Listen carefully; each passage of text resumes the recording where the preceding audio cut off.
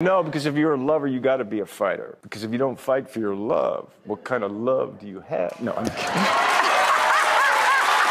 What do you think happens when we die, Keanu Reeves? I know that the ones who love us will miss us.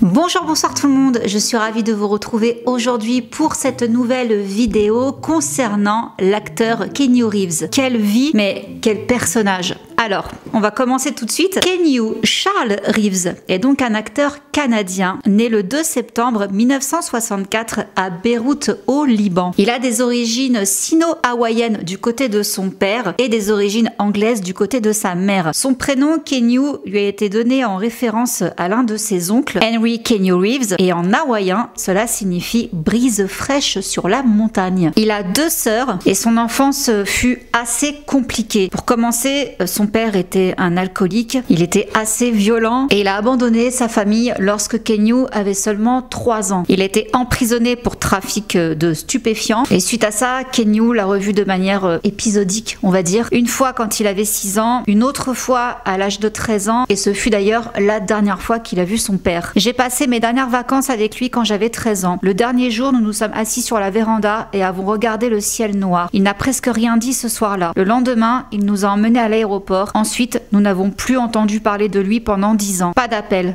pas de lettres, rien. Très jeune, à l'âge de 9 ans, Keanu va apparaître dans une production qui s'appelle Damn Yankees. Il va faire encore par la suite quelques petites apparitions, mais rien de notable. Et côté famille, ça continue à être un petit peu compliqué. Financièrement, ça ne va pas fort du tout. Sa mère, afin de joindre les deux bouts, travaille dans un club de striptease. Pas mal d'hommes qui défilent à la maison. La famille déménage en Australie, ensuite aux États-Unis. La scolarité de Keanu, mis à part tous ces déménagements, c'est pas fameux non plus. Déjà pour commencer, il souffre de dyslexie et il est assez agité en cours. Je n'étais pas le meilleur élève, mais je ne me souviens pas avoir eu du mal à m'intégrer. Je me fondais dans la masse, a-t-il dévoilé plusieurs années plus tard. À New York, sa mère se remarie avec un réalisateur de Broadway, mais leur union ne va durer qu'1 an et par la suite elle aura encore d'autres maris et les divorces vont un petit peu rythmer le rythme de vie de la famille. Chaque fois qu'elle divorce, elle déménage. Finalement, à l'adolescence, Keanu, ses sœurs et sa mère, parce qu'entre-temps, du coup, il a eu une autre sœur, ils vont finir par poser leur bagage au Canada. Là, ce sont ses grands-parents ainsi que des nourrices qui vont principalement s'occuper de Keanu et de ses sœurs. Il poursuit les petits rôles, il aime beaucoup le théâtre, la comédie, tout ça, mais il est également très doué pour le hockey. D'ailleurs, il envisageait même de faire carrière dans le hockey, mais suite à une blessure, il a dû renoncer à ce rêve et il va donc se consacrer pleinement à sa carrière d'acteur. Côté études, il va s'arrêter, il n'obtiendra pas son diplôme. Et d'ailleurs, par rapport à sa carrière naissante, il y a son agent qui lui avait conseillé de changer son nom. Il lui avait proposé Chuck Spadina, Chuck étant un diminutif de Charles, son deuxième prénom. Et il lui a également proposé Tom Pelton Page Taylor. Alors je ne sais pas où il a sorti ça, je trouve que ça c'est compliqué comme nom, mais Keanu Reeves a refusé. Mais il a été crédité dans l'émission Le Monde Merveilleux de Disney en tant que Casey Reeves. Donc on avait ses initiales. À l'âge de 17 ans, il obtient son premier rôle dans une série qui s'appelle Going Great. Il va multiplier les auditions pour des productions canadiennes jusqu'à obtenir un rôle dans un téléfilm qui s'appelle Letting Go, puis dans One Step Away. Et grâce à ses talents de joueur de hockey, il obtient également un rôle dans le film Young Blood qui sort en 86. Ce sera d'ailleurs à la suite de ce film qu'il va déménager à Los Angeles, traverse le Canada et les États-Unis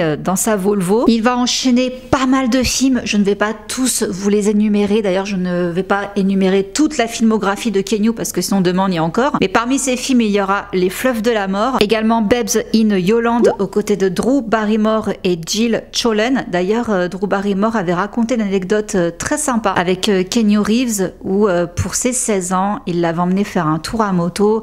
Elle avait raconté ça dans son show Drew Barrymore, et elle avait d'ailleurs dit que c'était l'un des meilleurs souvenirs de sa vie. Concernant donc Jill, ils vont être ensemble pendant 3 ans, et en 1988, il va se faire repérer pour tourner dans Les Liaisons dangereuses, et il enchaînera avec Je t'aime à te tuer, et nous arrivons aux 27 ans de Kenyu. Il décroche un rôle qui va quand même marquer les esprits, hein, on en parle encore aujourd'hui. Il s'agit de Point Break, et afin de ne pas s'enfermer dans des rôles de sexe symbole entre guillemets, eh bien il va se tourner vers d'autres types de films. Donc on le retrouve dans My Own Private Idaho de Gus Van Sant, et sur ce tournage il rencontre donc River Phoenix qui devient son meilleur ami. Suite à ce film, il va rejoindre Francis Ford Coppola et Winona Ryder pour tourner dans Dracula, et je vous avais raconté d'ailleurs une petite anecdote dans la vidéo de Winona Ryder où elle disait que Kenyu avait pris sa défense sur le tournage de ce film. Donc pour vous rappeler l'anecdote, voilà ce que c'était. Pour resituer les choses, j'étais supposée pleurer, déclare Winona. Francis Ford Coppola essayait de convaincre Richard E. Grant,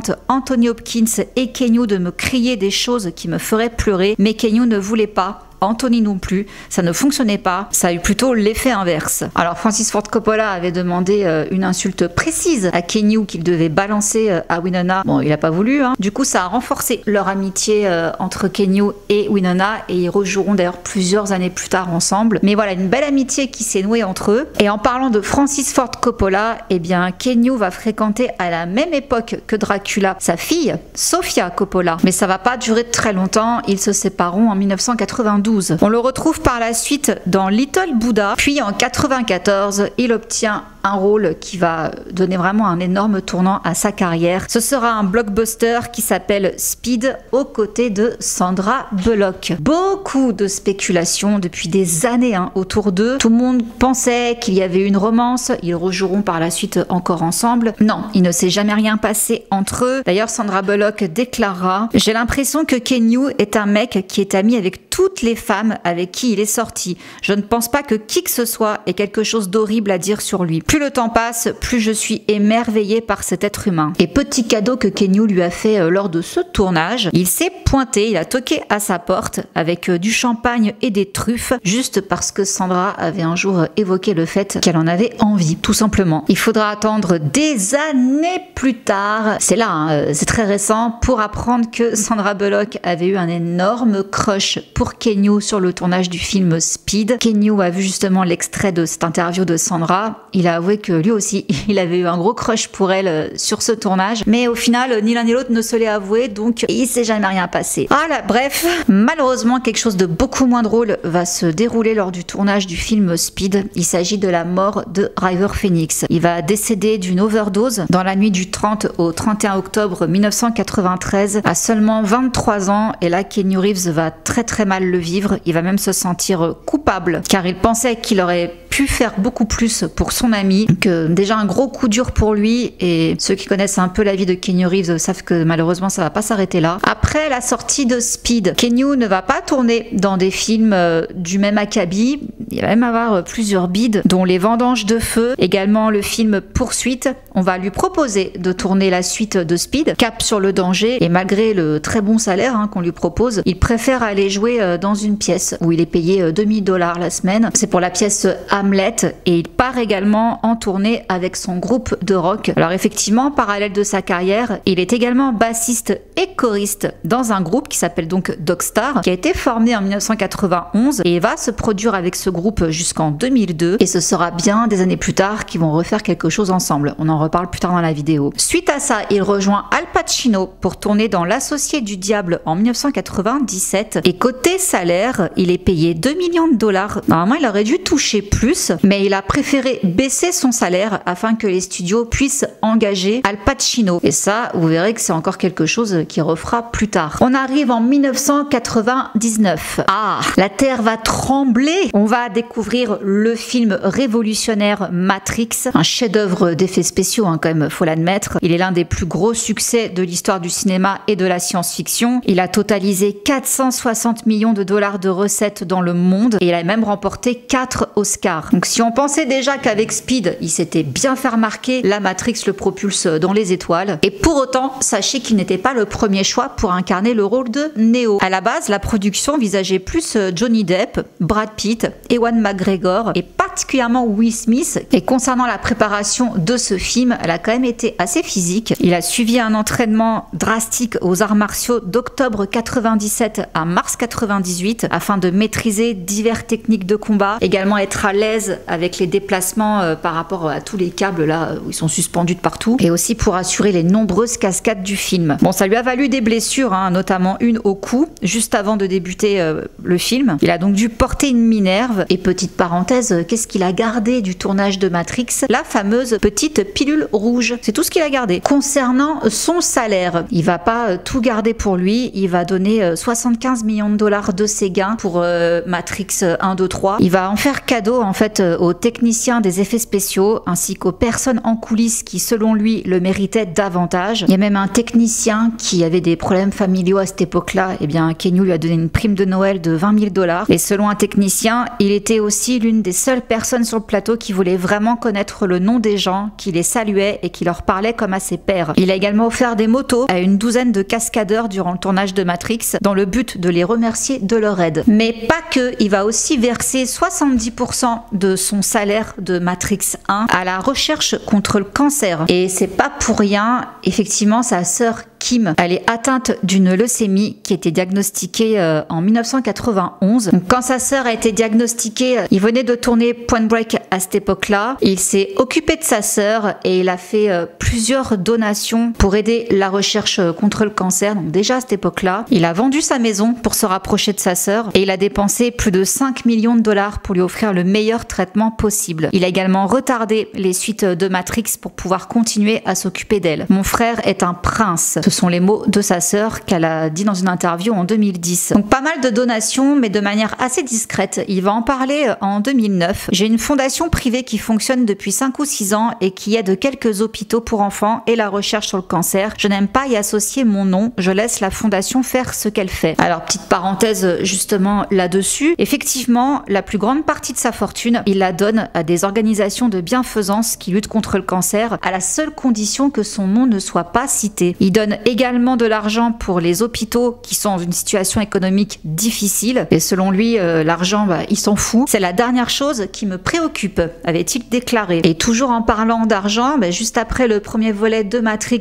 il va tourner dans un film qui s'appelle Les Remplaçants et il va accepter une baisse de salaire de 90% afin de permettre à Gene Hackman de jouer dans ce film. Malheureusement, fin 99, une tragédie va frapper Keanu Reeves. À cette époque-là, il est avec sa petite amie Jennifer Sim, qui est une actrice de 28 ans, mais aussi son assistante personnelle. Elle est enceinte de lui et leur petite fille va naître prématurément le 24 décembre 1999 à 8 mois, mais elle sera morte-née. Ça va être un drame qui va beaucoup ébranler le couple. Du coup, ils vont se séparer quelques semaines seulement après cette tragédie, mais qui va être suivie par encore une autre tragédie, car 1 an et demi après seulement la mort de sa petite fille, nous sommes le 1er avril 2001, Jennifer Sim assiste à une soirée donnée chez le chanteur Marilyn Manson et en rentrant chez elle, elle va avoir un accident de voiture et elle va décéder sur le coup. Alors bien qu'ils n'étaient plus ensemble, Keanu Reeves va quand même être dévasté par cette nouvelle. Ça commence à faire beaucoup et voilà ce que Keanu Reeves déclare concernant son rapport à la mort. Le deuil change de forme mais il ne finit jamais. Les gens ont une idée fausse que l'on peut y faire face et dire c'est parti, je vais mieux. Ils se trompent. Quand les gens que vous aimez sont partis, vous êtes seul. Je manque de faire partie de leur vie et qu'ils fassent partie de la mienne. Je me demande à quoi ressemblerait le présent s'ils étaient ici, ce que nous aurions pu faire ensemble. Toutes les grandes choses qui ne se produiront jamais me manquent. Une grande partie de mon appréciation de la vie est passée par la perte. La vie est précieuse, cela en vaut la peine. Bon, en 99, le Noël, voilà quoi. 2001,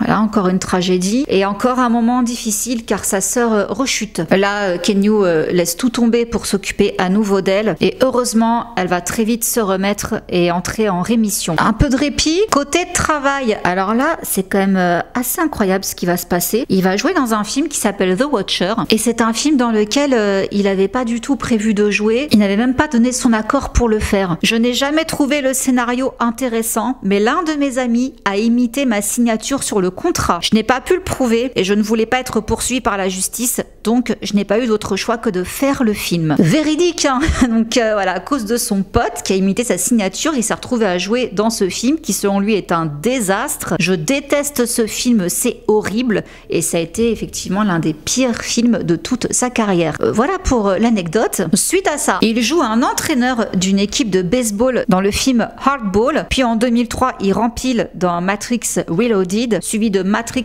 Revolutions, gros carton au box-office bien sûr. Puis rien à voir, on le retrouve dans une comédie romantique aux côtés de Jack Nicholson et Diane Keaton qui s'appelle Tout peut arriver et qui va quand même très bien marcher. Et je me souviens qu'à cette époque-là d'ailleurs, il y avait eu beaucoup de rumeurs disant que Keanu Reeves et Diane Keaton auraient entretenu une romance malgré le grand écart d'âge. Pas du tout, ça a été mal interprété par rapport à certains bouts d'interviews, des déclarations que Diane avait pu faire. Mais non, ils en ont reparlé des années plus tard, il ne s'est jamais rien passé entre eux. Petit point clarifié parce que même moi je pensais qu'il y avait vraiment une romance entre eux. Non. On arrive en 2005, il tourne dans Constantine, puis il retrouve Sandra Bullock dans une romance intitulée Entre deux rives et encore un témoignage de générosité sur le tournage de ce film. Keanu entend une conversation entre deux assistants costumiers. Alors il y en a un qui est en larmes, qui est sur le point de perdre sa maison s'il ne paye pas tout de suite sa créance de $20 000. Du coup, Keanu, touché par son histoire, lui a déposé la somme sur son compte en banque le jour même. Oui. Alors des anecdotes comme ça, il y en a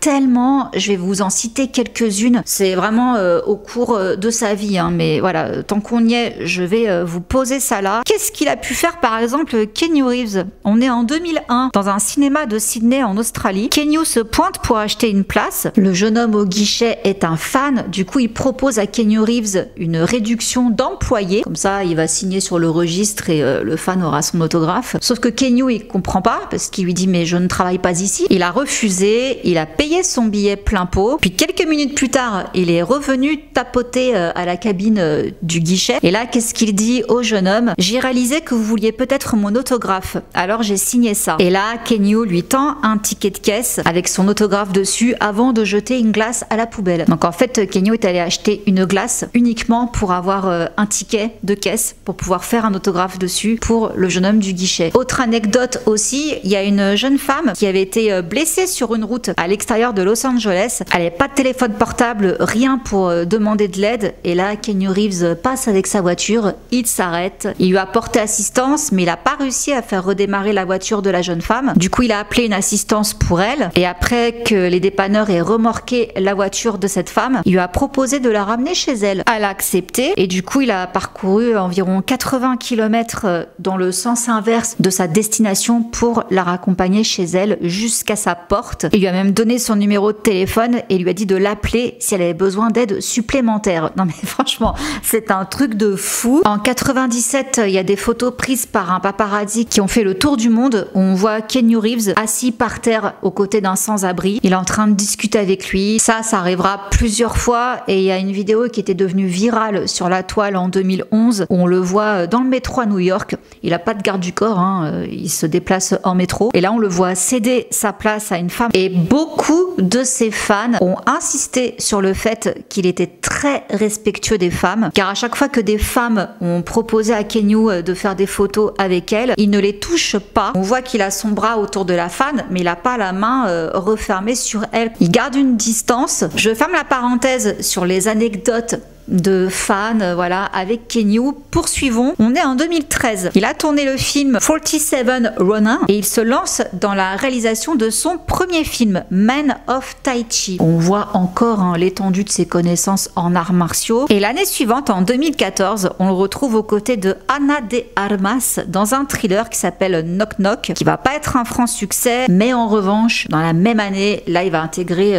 une franchise finalement, qui va relancer sa carrière parce que là, c'était un petit peu calmé. Il s'agit bien sûr de John Wick. Et c'était pas lui qu'on pensait, parce qu'à la base, John Wick est un personnage beaucoup plus âgé. Donc on avait pensé à Clint Eastwood ou Harrison Ford. Finalement, la production a proposé le scénario à Keanu Reeves. Il a été complètement emballé par l'histoire. Donc il a également travaillé sur le scénario, il l'a peaufiné jusqu'à ce que l'histoire soit parfaite. Bon, naturellement pour John Wick, il a dû suivre un entraînement très intensif. Alors il a appris une forme inédite artiste de Jiu-Jitsu et également appris à tirer. Donc c'est devenu d'ailleurs un excellent tireur, digne d'un vrai US Marine. Et effectivement, hein, j'ai vu une vidéo, si je peux, je vous la mets, où waouh, on voit qu'il vise très bien. Hein, oui. Suite à ce premier volet, il va tourner dans The Neon Demon, également The Whole Truth, ainsi que Suspicions. Bon, on va pas tellement en parler de ces films-là, hein, mais il va revenir en 2017 avec la suite de John Wick et on le retrouve la même année aux côtés de Lily Collins dans le film To the Bone dont je vous ai parlé dans la vidéo sur Lily Collins, qui est un film sur une jeune femme qui a des gros troubles alimentaires. Il n'a pas le premier rôle dedans, c'est son médecin à Lily Collins, mais ce film, oh là là, voyez-le, franchement il faut le voir. Mais oh, que c'est dur. Par la suite, il va encore enchaîner des films très discrets, dont Siberia, Destination Wedding, Always Be My Maybe, et il revient dans la peau de John Wick pour Parabellum en 2019, troisième opus qui va récolter 328 millions de dollars. Et tout de suite après, il enchaîne avec un film, alors moi franchement j'avais pas vu ça venir, le quatrième Matrix, Matrix Resurrections. Malheureusement ça n'a pas été un succès. Là pour le coup ça fait un bide. Et à côté de tous ces films-là, il fait également du doublage. Donc on peut entendre sa voix dans Toy Story 4, Crypto et les super animaux. Mais c'est pas fini avec John Wick, car en 2023, on a pu voir le quatrième opus de John Wick. Je suis fan de cette saga, parce que du coup ça va continuer. Je les adore. Et Keanu aussi d'ailleurs, les films d'action, il adore ça. Voilà ce qu'il a déclaré. En matière d'action, c'est le film le plus difficile que j'ai jamais fait.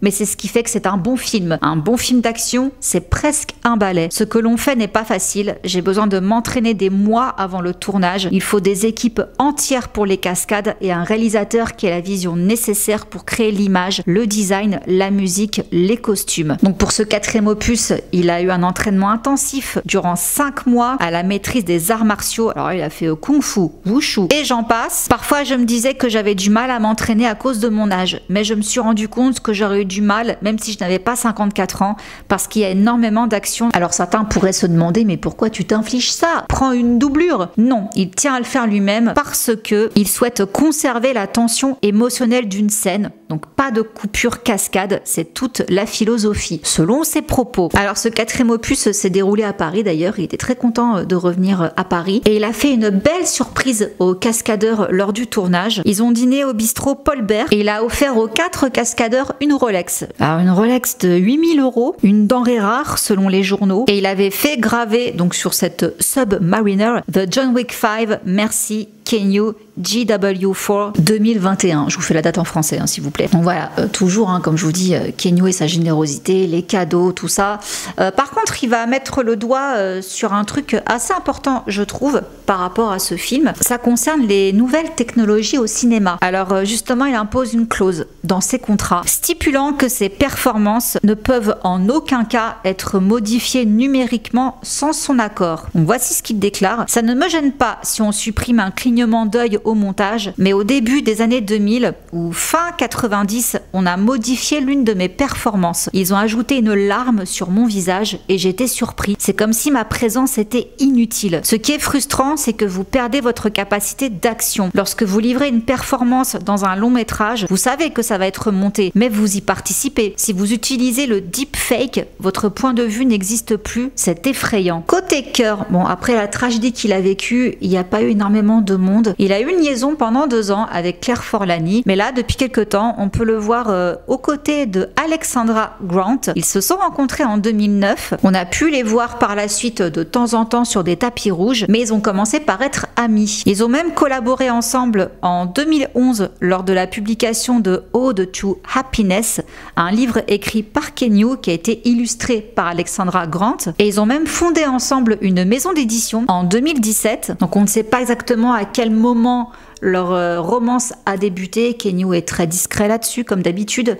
Mais voilà, en tout cas, ils ont commencé par être amis et ça s'est mué en histoire d'amour. Donc, ils sont toujours ensemble. En 2023, il renoue avec son ancien groupe de rock, Dogstar. Et ils font même une tournée ensemble. D'ailleurs, ils sont même passés par Paris. Et là, niveau projet, on attend John Wick 5. Pour l'instant, on n'a pas trop de nouvelles, mais par contre, on a des nouvelles du spin-off qui s'appelle Ballerina. La sortie était prévue pour cette année. Finalement, il sortira le 6 juin 2025 aux États-Unis, donc encore un peu de patience. Et concernant donc le 5e opus de John Wick, il est encore en cours de création. On va dire, ils veulent vraiment faire un truc génial comme les autres. Donc voilà, pour l'instant, pas de date de fixée. Et donc voilà pour le portrait de Keanu Reeves. Ce qui ressort le plus de cet acteur, c'est que c'est quelqu'un de très simple. Il mène une vie simple. Il a plusieurs fois rappelé que pour lui, ni l'argent ni la célébrité étaient les choses les plus importantes. Il aime faire des voyages en moto. D'ailleurs, il a eu plusieurs accidents de moto, justement. Il est très branché bouddhisme, même s'il ne se considère pas comme bouddhiste. Mais voilà, c'est un homme tranquille, qui connaît la valeur des liens affectifs et qui sait que la vie c'est beaucoup plus qu'Hollywood. Voilà ce que tout le monde dit par rapport à Keanu Reeves, que c'est juste l'homme le plus gentil du monde du cinéma. C'est monsieur tout le monde entre guillemets, sauf qu'il est connu, mais c'est le type d'à côté quoi. Si vous le croisez, vous pouvez parler avec lui et voilà, pas la grosse tête, rien. Et ce sont tous les sons de cloche que j'ai toujours entendus sur Keanu Reeves. Sur ce, je vous laisse parce que je pourrais m'étaler encore 10 ans sur le fait que Keanu Reeves est un homme extraordinaire. Donc je m'arrête là, je vous fais plein de gros bisous et je vous dis à très vite pour une prochaine vidéo. Mouah. Bisous, ciao.